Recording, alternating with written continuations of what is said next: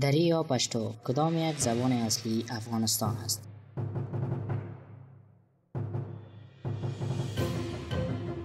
در این ویدیو شما به حقیقت آشکار خواهید برد که با کدام زبان رسمی کشور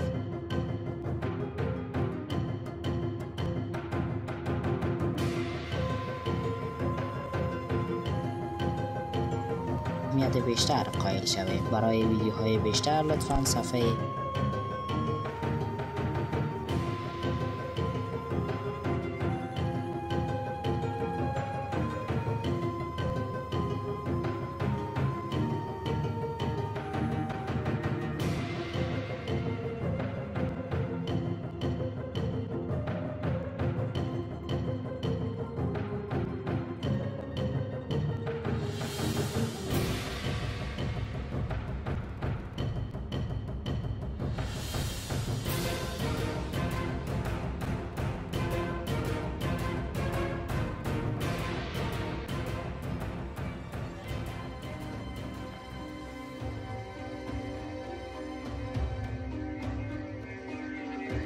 یوتیوب کلاس الخط را سابسکرایب نموده. در جهان امروزی بیشتر از 6500 زبان وجود دارد.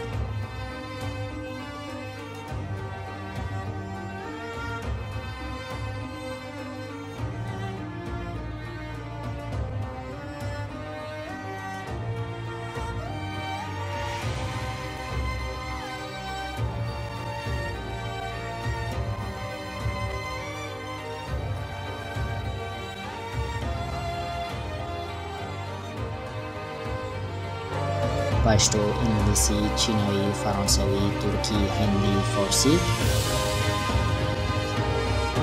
و دیگر زبان‌های مروج دنیا گاه سازه دست بشر شمرده شده‌اند.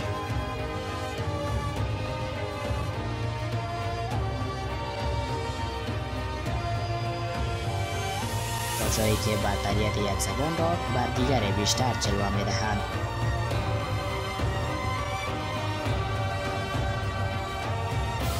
امروز زبان‌های رایج جهان حتی زبان‌های کمتر رایج